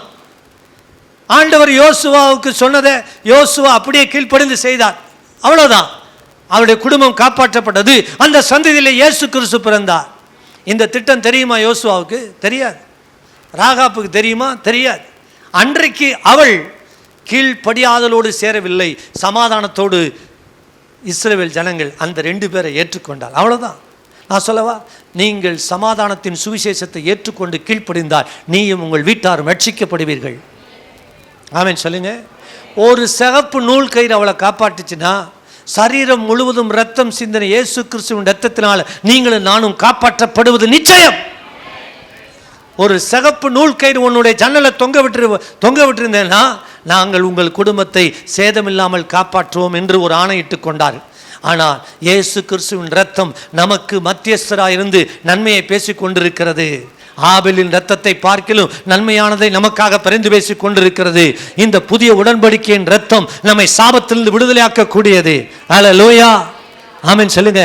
இந்த உலகம் தர முடியாத சமாதானத்தை நமக்கு தருவார். நம்மை, நம்முடைய பிள்ளைகளையும் தலைமுறை சாபத்தையும் அது நீக்கக்கூடிய வல்லமையுடையது இயேசு கிறிஸ்துவின் ரத்தம். ஆமென் சொல்லுங்க. ஹல்லேலூயா, ஆமென். ஆனால் சீகோன், அந்த எமோரியன் ராஜாவாகிய சீகோன், நீங்கள் படிக்கலாம். என்னாகும் புத்தகம் 21ஆம் அதிகாரம் 21, 22 படிங்க. கானான் தேசத்துக்கு போயிட்டுருக்குறாங்க. எகிப்து தேசத்தில் புறப்பட்டு வந்துட்டாங்க. அப்போது சீகோன் என்ற ராஜாவிடத்தில், எமோரியன் ராஜாவிடத்தில் போய் அவங்க அதிபதிகளை அனுப்பி பேசுகிறாங்க. என்ன சமாதானம் பேசுகிறாங்க? நாங்கள் இந்த தேசத்தை என்ன செய்யணும், கடந்து போகணும். கடந்து போகிறதுக்கு நாங்கள் ஊர் வழியாக போகலை, திராட்சை தோட்டத்தின் வழியாக போகல, உன் தண்ணீரை நாங்கள் என்ன செய்யலை, குடிக்கலை. நாங்களும் எங்கள் மனிதர்களும் ஆடு மாடுகளும் மிருக ஜீவன்களும் என்ன செய்கிறோம், ராஜபாதையாக நாங்கள் ஊருக்கு வெளியில் இருக்கிற பாதையில் நாங்கள் என்ன செய்வோம், நாங்கள் கடந்து போக எங்களுக்கு உத்தரவு வேண்டும் என்று சொல்ல சொன்னான். அப்போ அந்த சீகோன்ற மனுஷன் சொன்னான், என் பாதையில் இவங்க எப்படி போகலாம் அப்படின்னு அவர்களை ஏற்றுக்கொள்ளாமல், அவர்களுக்கு பாதை கொடுக்காம அவரிடத்தில் என்ன பண்ணுறான்னா, தன்னுடைய ஜனங்களை அழைத்து கொண்டு யுத்தத்திற்கு புறப்பட்டான். அடுத்த வசனம் படிக்கலாம். சீகோன் தன் எல்லையின் வழியாய் கடந்து போக இஸ்ரவேலருக்கு உத்தரவு கொடாமல் தன் ஜனங்கள் எல்லாரையும் கூட்டிக்கிட்டு இஸ்ரவேலருக்கு விரோதமாக வனாந்தரத்திலே புறப்பட்டு யாகேசுக்கு வந்து இஸ்ரவேலோட யுத்தம் பண்ணினான். பாத்தீங்களா, அவர்களோடு யுத்தம் பண்ணினாலும் இவங்க என்ன கேட்டாங்க? நல்லா கவனிக்கணும். நான் சொல்ற பாயிண்ட்டை நீங்க புரிஞ்சுக்கிறீங்களான்னு பார்ப்போம். புரிஞ்சுக்கிறீங்களே? புரியுதுல்ல உங்களுக்கு? ராகாப் என்னும் வேசி சமாதானத்தோடு ஏற்றுக்கொண்டதுனால என்ன ஆசீர்வாதம்னு பார்த்தோம். இப்போ சீகோன் என்ற ராஜாட்ட நாங்கள் உங்கள் ஊர் வழியாக கடந்து போகிறதுக்கு உத்தரவு கொடுங்கன்னு இஸ்ரவேல் ஜனங்கள் கேட்டாங்க. அதுக்கு அவன் என்ன சொன்னா? நீங்கள் சொல்லுங்கம்மா, என்ன சொன்னா?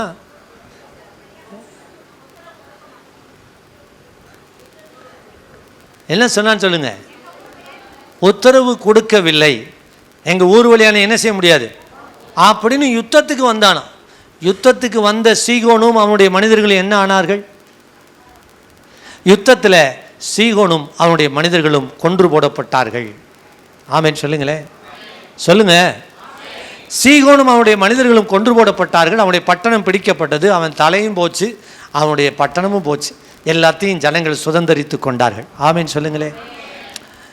இவங்க பாட்டுக்கு ஓரமாக போ அப்படின்னு விட்டுருந்தா அவங்க என்ன செய்திருப்பாங்க? இவன் சும்மா இருந்திருக்கலாம். கிறிஸ்தவன் ஒரு பிள்ளை பூச்சி நினச்சிக்கிட்டு விளையாண்டுக்கிட்டு இருக்கான் நிறைய பேர். ஆண்டவர் எழுந்தார் தெரியும். இந்த சீகோனுக்கு தலை போன மாதிரி நிறைய பேருடைய தலை போப்பது, அவனுடைய பதவியும் போப்பது. நான் சொல்கிறதுலாம் உங்களுக்கு புரியுதான்னு தெரியலன்னு சிலர் அப்படியே மொழிக்கிறீங்க. புரிஞ்சா கடவுளுக்கு நன்றி, அவ்வளோதான். ஹல்லேலூயா, ஆமென் சொல்லுங்கள். சிலருக்கு கோலையை ஆண்டவர் பிடிங்கிடுவார். இவன் பாட்டுக்கு விட்டுருக்கலாம். நீ உன் பாதை வழியாக என்ன செய்யலாம், போங்க அப்படின்னு விட்டுருக்கலாம். ஆனால் இந்த ஜனங்களை அவன் போக விடாமல் யுத்தத்திற்கு வந்தான். பாருங்க, சீகோனை கொன்று போட்டார்கள். அவருடைய பட்டணமும் பிடிக்கப்பட்டது. நீங்கள் பாட்டுக்கு அமைதியாக இருப்பேன், ஆனால் உங்களோட சில ஆட்கள் பிரச்சனை பண்ணிக்கிட்டே இருப்பான். ஏன்டா என் கூட பிரச்சனை பண்ண நீங்கள் அமைதியாக இருப்பீங்க? கர்த்தரே உங்களுக்காக யுத்தம் பண்ணுவார். ஹல்லேலூயா. கர்த்தரே உங்களுக்காக என்ன செய்வார்? பக்கத்தில் கேட்ப, கர்த்தரே உங்களுக்காக யுத்தம் பண்ணுவார். நீங்கள் சும்மா இருங்க, கர்த்தர் உங்களுக்காக யுத்தம் பண்ணுவார். ஹல்லேலூயா. நீங்கள் அமைதியாக இருக்குன்னு நினைப்பீங்க. சில ஆட்கள் விட மாட்டான், உரண்டு இழுத்துக்கிட்டே இருப்பான் உங்களோட. எதுக்கு தெரியுமா? இப்படி தான் சீகோன்ட்ட கேட்டாங்க, எப்பா பாதை விடு, நாங்கள் போயிடுறோம் அப்படின்னு கேட்டான். ஆனால் விடலை. பாருங்கள், அந்த யுத்தத்திலே அவன் மாண்டு போனான். ஹல்லேலூயா. அவனுடைய தேசம் பிடிக்கப்பட்டது. அன்பு தேவ பிள்ளைகளே, இப்படி தான் இந்த இஸ்ரவேலரை ஏற்றுக்கொள்ளாத மக்களுடைய நிலைமையை நான் சொன்னேன். ஆனால் இந்த ராகாப் என்னும் வேசி 2 பேரை மறைத்து வைத்து அதற்குரிய ஆசீர்வாதத்தை சுதந்தரித்து கொண்டாள். அவளும் அவளுடைய குடும்பமும் காப்பாற்றப்பட்டது. இவளுக்கே இந்த மேன்மைனா, உங்களுக்கு ஆண்டவர் வச்சிருக்கிற மேன்மை பெரியது. ஆண்டவர் வைத்திருக்கிற திட்டம் பெரியது. தேவன் உங்கள் ஒவ்வொருவரையும், உங்கள் பிள்ளைகளை குறித்து ஒரு மிகப்பெரிய நோக்கத்தை வைத்திருக்கிறார், ஒரு திட்டத்தை வைத்திருக்கிறார். கர்த்தருக்கு கரங்களை தட்டி நன்றி செலுத்துங்க. ஹல்லேலூயா. ஆண்டவர், ஐயோ ஏன் இந்த பிரச்சனை? பயப்படாதீங்க, புலம்பாதீங்க. இதுக்கு பின்னாடி ஒரு மேன்மை இருக்கு. இந்த சூழ்நிலைக்கு பின்னாடி ஒரு ஆசீர்வாதம் இருக்கு. இதுக்கு பின்னாடி ஒரு நன்மை இருக்கு. இதுக்கு பின்னாடி தேவன் ஒரு மிகப்பெரிய திட்டத்தை வைத்திருக்கிறார். அப்பதான் உங்களுக்கு தெரியும். ஹல்லேலூயா. இப்ப சிலருக்கு என்ன நடக்குதுன்னே புரியாது. சிலருக்கு என்னன்னே புரியாது. பக்கத்தில் கேட்பு சொல்லுங்க, இப்போ நடக்கிறது உங்களுக்கு புரியாது. பின்னாடி யோசேப்பு அதிபதியாக உட்கார்ந்துருக்கும் போது தான் தெரியும், ஓ இதுக்கு தான் ஆண்டவர் எகிப்து கொண்டு போனாரா. சொல்லுங்க ஹல்லேலூயா. நான் சொல்கிறது உங்களுக்கு புரியுதா? ஆமென். ஹல்லேலூயா. சிலருக்கு இப்போ என்ன நடக்குதுன்னு சிலர் கேட்பாங்க, எனக்கு மட்டும் ஏன் அப்படி நடக்குதுன்னே தெரியலன்னு சொல்லுவாங்க சிலர் ஆட்கள். உங்களுக்கு மட்டும்தான் நடக்கும். நீங்கள் தான் யோசேப்பை போல எகிப்தில் உட்கார போகிறீங்க. ஆமென் சொல்லுங்கள். அதுக்கு தான் இந்த சூழ்நிலை இப்படி நடக்குது. ஆமென் சொல்லுங்கள். எல்லாருக்கும் நடந்தால் நீங்கள் ஸ்பெஷலான ஆள் கிடையாது. உங்களுக்கு மட்டும் நடந்தால் நீங்கள் தான் ஸ்பெஷல். உங்கள் பேரை குறி வச்சு அடிப்பான். காரணம் தெரியுமா? பின்னாடி இயேசு கிறிஸ்து பிறக்க போகிறான்னு அவனுக்கு தெரியும். ஹல்லேலூயா. ஆமென் சொல்லுங்கள். அதனால் சில உங்கள் மூலமாக அநேகருக்கு சுவிசேஷம் போக போகுதுன்னு அவனுக்கு தெரியும். உங்கள் மூலமாக அநேக நன்மைகள் பிறக்க போகணும்னு தெரியும். அதனால் போராடுவான். நீங்கள் பயப்படாதீங்க, ஒன்று உங்களை சேதப்படுத்தாது. உங்களை காப்பாற்றுகிறவர் உங்களோடு வருகிறார். ஹல்லேலூயா. தேவனுடைய அபிஷேகம் உங்கள் மேலே இருக்கு, பயப்படாதீங்க. பக்கத்தில் கைப்பிடி சொல்லுங்க, ஆண்டுடைய அபிஷேகம் உங்கள் மேலே இருக்கு, பயப்படாதீங்க. ஆமென் சொல்லுங்க. பக்கத்தில் கைப்பிடிச்சு குலுக்கி சொல்லுங்க, உங்கள் மேலே ஒரு அபிஷேகம் இருக்குது. அதான் ஒரு பாட்டு ஒன்று காலையில் கூட பாடினோம்.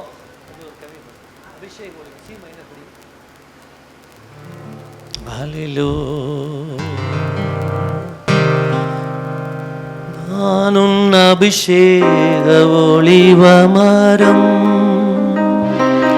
மாலயத்தில் நடப்பட்டவன், சமூகத்தில் வாழ்கின்றவன், உம்மையே நம்புபவன். நானும் அபிஷேக ஒளிவ மரம், மாலயத்தில் நடப்பட்டவன், சமூகத்தில் சமூகத்தில் வாழ்கின்றவன், அன்பையே நம்புபவன். ஹல்லேலூயா. உங்க மேல ஒரு அபிஷேகம் இருக்கு. நீங்க அபிஷேக ஒலிவ மரம். பக்கத்தில் கைப்பிடி சொல்லுங்க, நீங்க அபிஷேக. அதுல இருந்து எண்ணெய் எப்போது எரிஞ்சுக்கிட்டே இருக்கும். உங்களை அணைக்க இந்த உலகத்தில் ஒரு சக்தியால் முடியாது. நமக்குள்ள இருக்கிற ஒரு மங்கி எரிகிற திரியை அணையாமல் பிரகாசமாய் எரிய வைக்கிறவர். நீதிமானுடைய வெளிச்சம் அதிகமாய் பிரகாசிக்கிற சூரிய பிரகாசம் போல் இருக்கும். ஆமென் சொல்லுங்க. பக்கத்தில் கைப்பிடிச்சு நீங்கள் பிரகாசிப்பீங்க, உங்கள் பிள்ளைங்க பிரகாசிப்பாங்க. நீங்கள் பிரகாசிக்கிறதுக்கு ஒரு காலம் இருக்குது. ஹல்லேலூயா. அது யாராலையும் தடுத்து நிறுத்த முடியாது. யோசேப்பு பிரகாசிக்கிறதுன்னு ஒரு காலம் இருந்துச்சு. ஆமென் சொல்லுங்க. உங்கள் பிள்ளைகளுக்கு வேலைக்குன்னு ஒரு நாளை வச்சிருக்கிறார். அந்த வேலைக்கு அந்த நாளை குறித்து ஆண்டவர் உங்களுக்கு ஆர்டர் அனுப்புவார். சிங்காசனத்தில் ஒரு உத்தரவு அனுப்புவார். உங்கள் பிள்ளைகளுக்குன்னு ஒரு சேர் ஆண்டவர் ஆயத்தப்படுத்தி இருக்கிறார், ஒரு சிங்காசனத்தை ஆயத்தப்படுத்தி இருக்கிறார். அந்த நாளில் ஆண்டவர் அழகா அந்த திருமண காரியத்தை நடத்தி வைப்பார், அவர் முடித்து வைப்பார். அந்த காரியம் உங்களை வந்து சேரும். கரங்களை தட்டி ராஜாவுக்கு ஒரு மகிமை. சாட்சி, இந்த சாட்சியை பலமுறை சொல்லியிருக்கிறேன். என்னுடைய டீச்சர் வந்து ஜெபமனை கூப்பிட்டாங்க. என்னுடைய ஆசிரியர் 12ஆம் அவங்க ஜெபமனை கூப்பிட்டாங்க. ஜெபிக்க போனேன். அவருடைய கணவருக்கு 3 சுகம் இல்லை. ஜெபிச்சுட்டு சொன்னேன், இவருக்கு கவர்மெண்ட் ஜாப் கிடைக்கும். நான் ஜெபம் பண்ண போனது எதுக்குன்னா சுகமாக்குறதுக்கு. ஜெபம் பண்ணிவிட்டு அவருக்கு சொன்ன வார்த்தை, நான் ஒரு கவர் பார்க்குறேன், அந்த கவரில் இந்திய அரசு பணிக்கு மட்டும் எழுதப்பட்டிருக்குது, இவருக்கு ஜாபு கவர்மெண்ட்லேருந்து அரசு உத்தரவு, அரசு அங்கே வேலை கிடைக்கும்னு சொன்னேன். அப்போ அவருக்கு நம்பிக்கை இல்லை, ஏன்னா அவர் சிக்காதது அப்படி. ஆனால் ஆண்டவர் அதுலேருந்து எழுப்பி வீட்டுக்கு வந்த உடனே நான் ஜெபம் பண்ணிட்டு வந்த 45ஆவது நாள் அவங்களுக்கு ஆர்டர் போஸ்ட்டில் வந்துச்சு.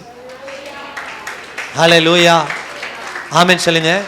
நான் சொல்கிறேன், இந்த பிரச்சனை, இப்போ இருக்கிற பிரச்சனை, இதெல்லாம் ஒன்றுமே இல்லாதபடி பனி போல் மறைஞ்சு போகும். தேவன் ஒரு மேன்மையான ஆசீர்வாதத்தை வச்சிருக்கிறார், அதை சுதந்திரிக்க போகிறீங்க. இப்போ இருக்கிற பிரச்சனையெல்லாம் ஒன்றுமே இல்லாதபடி மறைந்து போகும். ஹல்லேலூயா. நல்லா கவனிங்க, உங்கள் மேலே ஒரு அபிஷேகம் வச்சிருக்கிறார். அந்த அபிஷேகமே உங்களை ஜெயித்ததுக்கு நேரம் நடத்தும். ஆமென் சொல்லுங்க. ஆண்டவர் இந்த ராகாப் என்னும் வேசியை தெரிந்து கொண்டிருந்தார். தெரிந்து கொள்ளப்பட்டவருடைய பட்டியலில் அவருடைய பேர் இருக்குங்க. விசுவாசித்தவர்கள் பட்டியலில் அவருடைய பேர் இருக்கு. ஆமென் சொல்லுங்க. நான் சொல்கிறேன், தேவன் உங்களை ஒரு அழைப்பை உங்கள் மேலே வச்சிருக்கிறார். முதல்ல சொன்னேன், உங்கள் மேலே ஒரு அபிஷேகம் இருக்குது. பக்கத்தில் கைப்பிடிச்ச உங்கள் மேலே என்ன இருக்குது? இந்த அபிஷேகம் உங்களை நடத்தும், உங்களுக்கு போதிக்கும். புதிய உடன்படிக்கையின் மத்தியஸ்தரா இயேசு கிறிஸ்துவனுடைய நோக்கமே என்ன தெரியுமா? இந்த புதிய ஏற்பாட்டு காலத்தில் இருக்கிற நமக்கு பழைய ஏற்பாட்டின்படி அல்ல, இந்த புதிய ஏற்பாட்டின்படி நம்முடைய இருதயத்தை சுத்தம் பண்ணி கற்பனையை கற்பலகையில் எழுதுன மாதிரி இல்லை, இருதயத்தில் எழுதியிருக்கிறார். ஆமென் சொல்லுங்க. அதை ஒருத்தரால் அழிச்சிட முடியாது. அந்த ஆவியானவர் உங்களுக்குள்ளே ஊற்றப்பட்டிருக்கிறார். அபிஷேகம் உங்களுக்குள்ளே இருக்குது. ஆமென் சொல்லுங்க. பக்கத்தில் கைப்பிடிச்சு, உங்களுக்குள்ள அபிஷேகம் இருக்குது. அந்த அபிஷேகம் உங்களை ஜெயிக்க வைக்கும், மேற்கொள்ள வைக்கும், அதுவே உங்களை போதித்து நடத்தும். ரெண்டாவது, உங்கள் மேலே ஒரு அழைப்பு இருக்குது, இதை நீங்கள் புரிஞ்சுக்கங்கன்னு சொல்லுங்கள். என்ன செய்யுங்க? உங்கள் மேலே என்ன இருக்குது சொல்லுங்கள். என் மேலே ஒரு அழைப்பு இருக்குது சொல்லுங்கள். நீங்கள் ஒருத்தரும் சொல்லணும், என் மேலே ஒரு அழைப்பு இருக்குது, என் மேலே ஒரு ஹல்லேலூயா. ஆமென் சொல்லுங்களேன். ஆண்டவர் உங்களை அழைக்கல, நீங்கள் வந்திருக்க மாட்டீங்க. தேவனுடைய திட்டத்துக்குள்ளே நீங்கள் இருக்க மாட்டீங்க. ஆண்டவர் உங்களை அழைச்சிட்டு வந்திருக்கிறார். ஒரு நோக்கம் இருக்குது. ஆமென் சொல்லுங்க. அந்த நோக்கம் பின்னாடி தான் உங்களுக்கு புரியும். அந்த நோக்கம் பின்னால தான் புரியும். ஆமென் சொல்லுங்களேன். ஆமென். அழைத்தவர் உங்களுக்குள்ளிருந்து உங்களை அற்புதமாக நடத்துவார். பக்கத்தில் கேட்டு சொல்லுங்க, அற்புதமாக நடத்துவார். நீங்கள் என்ன செய்யணும் தெரியுமா? ஆவியானவருக்கு இடம் கொடுக்கணும். சொல்லுங்க, ஆவியானவரை துக்கப்படுத்தாமல் ஆவியானவருக்கு இடம் கொடுங்க. பக்கத்தில் கைப்பிடி சொல்லுங்க, ஆவியானவருக்கு இடம் கொடுங்க. மாமிசத்தில் முயற்சி பண்ணாதீங்க, ஆவியானவருக்கு இடம் கொடுங்க. ஏன்னா ஆவியானவரை துக்கப்படுத்தாதீங்கன்னு வசனம் சொல்லுது. ஆமென் சொல்லுங்க. ஆமாம், எந்தெந்த இடத்துலலாம் நீங்கள் மாம்சத்தில் செயல்படுறீங்களோ பாருங்க, மாம்சத்தின்படி செய்கிறவர், மாம்சத்தின் முடிவு மரணம். மாம்சத்தின்படி நம்ம நினைச்ச காரியத்தை வாய்க்க பண்ண முடியாது. எவர்கள் ஆவியினால் நடத்தப்படுகிறாரோ அவர்கள் தேவனுடைய ஹல்லேலூயா. பக்கத்தில் கைப்பிடி சொல்லுங்க, ஆவியானவரால் நடத்தப்படுவதற்கு உங்களை அர்ப்பணிங்கன்னு சொல்லுங்க. ஹல்லேலூயா. அற்புதமாக நடத்துவார் ஆவியானவர். நீங்கள் கேட்கணும், என்ன நிரப்புங்க ஆண்டவரே. ஒவ்வொரு நாளும் ஜெபம் மாறணும். எப்படின்னா, ஆவியானவர் என்ன நடத்து. பக்கத்தில் கைப்பிடி சொல்லுங்க, ஆவியானவரால் நடத்தப்படுவதற்கு உங்களை அர்ப்பணிங்க. ஹல்லேலூயா. அப்படியே எழுதுன்னு ஜெபிக்கலாமா? ஹல்லேலூயா. நன்றி ஆவியானவர். ஓரா பஷதர பலரகதர மணி மங்கதர் ஓரா பஷதர பல.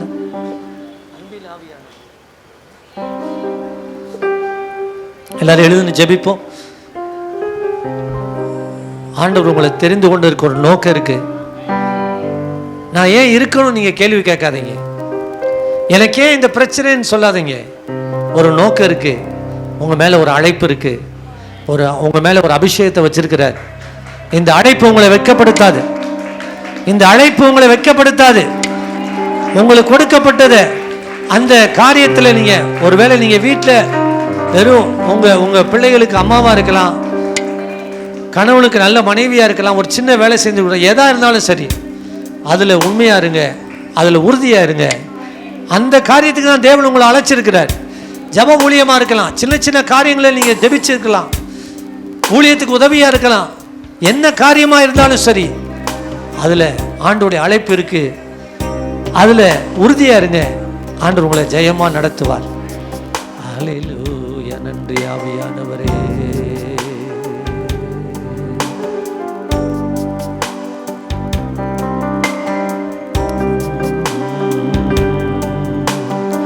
ஹல்லேலூயா. நன்றி.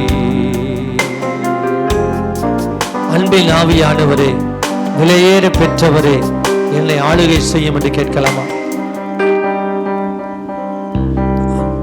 ஆவியானவரே, விலையேற பெற்றவரே, என்னை ஆளும் பரிசுத்தரே, நன்றி ஐயா.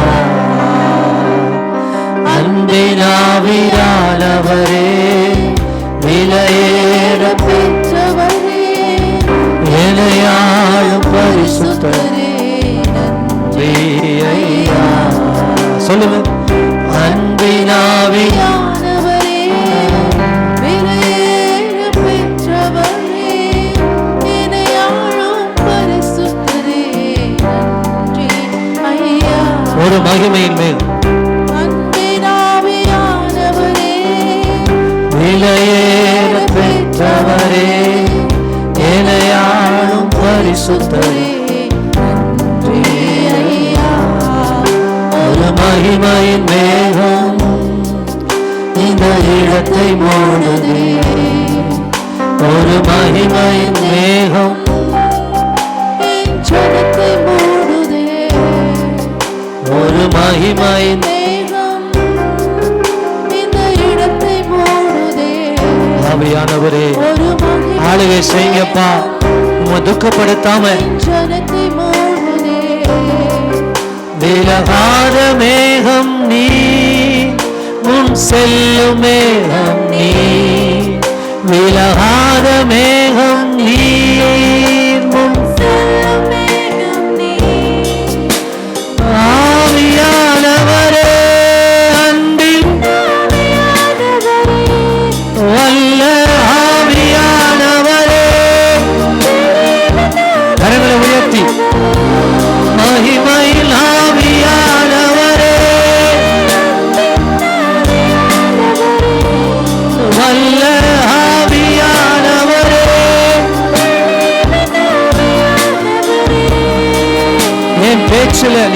வந்திருக்கீங்கப்பா. என் பேச்சுல, என் மூச்சுல, என் சொல்லல, என் செயலில கலந்திருக்கீங்க. கரங்களை உயர்த்தி நீங்க சொல்லுங்க நீங்க சொல்லுங்க. நினைவுல, என் நடத்தையில, என் உணர்வுல, என் உயிரில கலந்திருக்கீங்க. என் பேச்சுல சொல்லுங்க. கரங்களை உயர்த்தி அர்ப்பணிப்போட பாடுங்க. ஒப்பு கொடுத்து பாடுங்க. ஆவியானவர் உங்களுக்குள்ள கிரியை செய்யும். விட்டு கொடுங்க. அற்புதங்கள் நடக்கிறது. ஆவியானவர் உங்களை தொடுகிறார். என் நினைவுல, என் நடத்தையில, என் நடத்தையில, என் உணர்வுல, என் உயிரில கரங்களை உயர்த்தி அன்பின் ஆவியானவரை எல்லாரும் விலையேற பெற்றவரே, விலையான பரிசுத்தரே, நன்றி ஐயா. ஆளுகை செய்யுங்கப்பா, ஆளுகை செய்யுங்கப்பா. தொடுங்கப்பா. மாமிச சிந்த மறையட்டும், மாமிசம் ஒளியட்டும், மாமிச எண்ணங்கள் மறையட்டும். ஆவியானவரே எங்களை நடத்துங்க. ஆவியானவரை நடத்துங்க. ஆவியானவரை நடத்துங்க. ஆவியானவரை நடத்துங்கப்பா. பலவீனங்கள் மறையட்டும். அற்புதங்கள் நடக்கட்டும். ஒவ்வொருவருக்குள்ள இருக்கிற ஆவியானவர் பலப்படுத்துவீராக, உற்சாகப்படுத்துவீராக, தடைகளை நீக்குவீராக, சோர்வுகளை நீக்குவீராக, பலவீனங்களை மாற்றுவீராக, தடைகளை கர்த்தர் உடைப்பீராக, அதிசயங்களை காண பண்ணுவீராக.